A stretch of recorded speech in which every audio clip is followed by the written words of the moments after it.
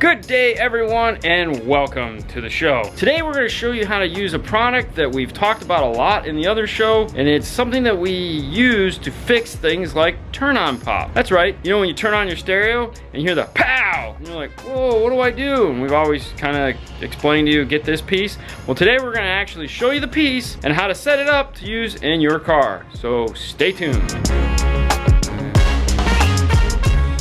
So first off, what is turn on pop? Turn on pop could be caused by a couple of different things. One of them is the piece of equipment you're installing. It just has turn on pop. Doesn't matter what you do, how you wire it up. It's just when it turns on, all the inputs turn on at once and it goes pop. Some amplifiers do that, can't fix it. Most of the time the cause is from something else externally, meaning that when this piece of equipment turns on and this piece of equipment turn on at the same time, that inrush of current, you're hearing that pop sound from that. That one we can fix. And we can fix that by adding a delay. So when this turns on, that current's coming into that amplifier, the amplifier's not on yet. Then it waits 2 or 3 seconds, and the amplifier turns on. By then, it's already happened, you're not gonna get the pop. To fix that type of a problem, we have this guy right here, the TR12 from PAC. This thing does a ton of different things, which we're gonna take a look at. One little feature that it does and how you can use it. So let's take a look and see what comes inside of the box. So if you're an installer and you've never heard of a TR12, you should really dig deep into this thing because it does a lot of different things along with what we're gonna be using it for. For us today, we're only concerned with a delayed turn on. Inside the box,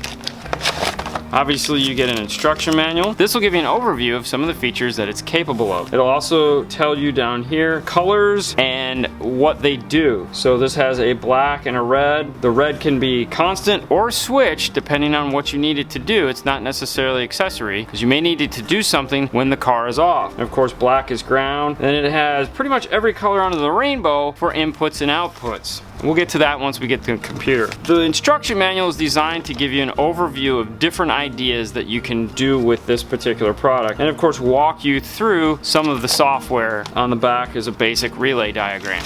One last thing to keep in mind is that the outputs of this are 3 amp output. So if you're just turning on one amplifier or a DSP that's turning on another amplifier, 3 amps is plenty of power in order to hook that up. However, if you're gonna be turning on something that draws, let's say 5 amps or 10 amps or something like that, you're gonna need to wire up a relay. To do that, we have a video. I'll put a link to that in the description as well. The unit itself looks just like any other PAC module. Pop the top off. You can see the circuit board inside. It comes with the main wiring harness. It's got a piece of tape around it. This is the main power plug that plugs into this little 2-pin plug here. And you have the output input harness. Plugs in right here.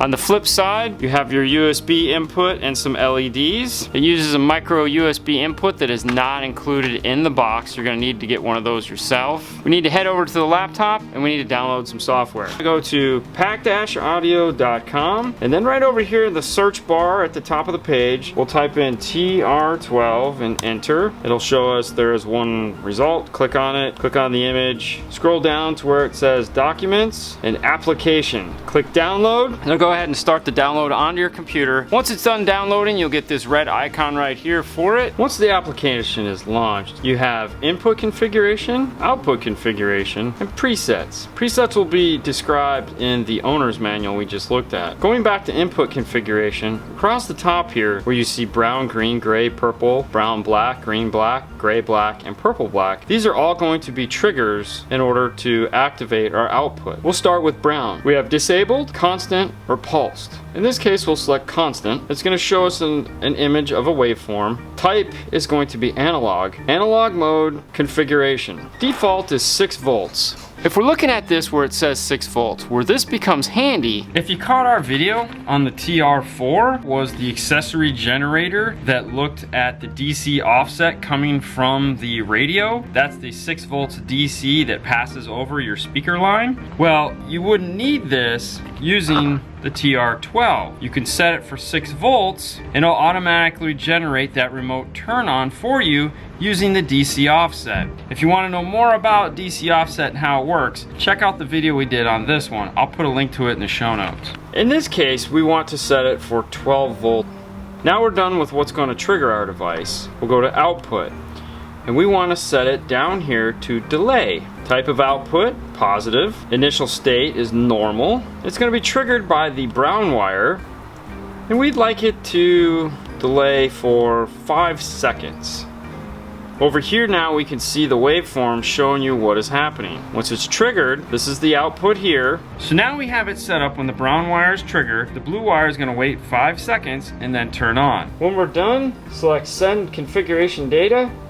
On the bottom here it'll say TR12 Pro configuration data saved. We're done with the flash. We want to test it to make sure everything works according to plan. For that, we'll need a 12-volt power supply, a digital multimeter set to DC, our brain, of course, plugged in. Colors we're going to be using are red and black, are going to connect to our power supply. The black test probe from the meter is also going to connect to the negative input from the power supply. Our red test lead is going to connect to the blue output, and then our brown input, when we tap it against the red here, in 5 seconds, it'll display a turn on here.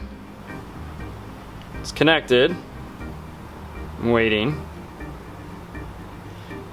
And we have our turn on voltage now. So that's how you get a delayed turn on. What if you need a delayed turn off? Because sometimes you might need that as well. Simple enough. Plug the unit back into the computer. Come down here to where it says post delay. We'll set that to 5 seconds as well. We'll set send configuration data. We can unplug our unit, connect the power back in, and we'll repeat the process. Powering it up. We have our turn on power. We'll remove. We still have turn on power. It's waiting that 5 seconds.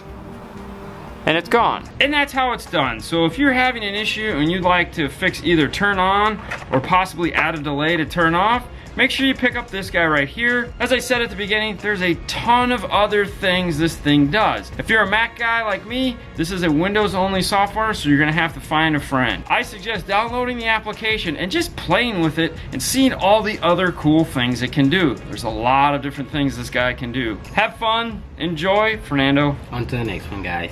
You guys have a nice night as always. We'll see you later next time. Bye.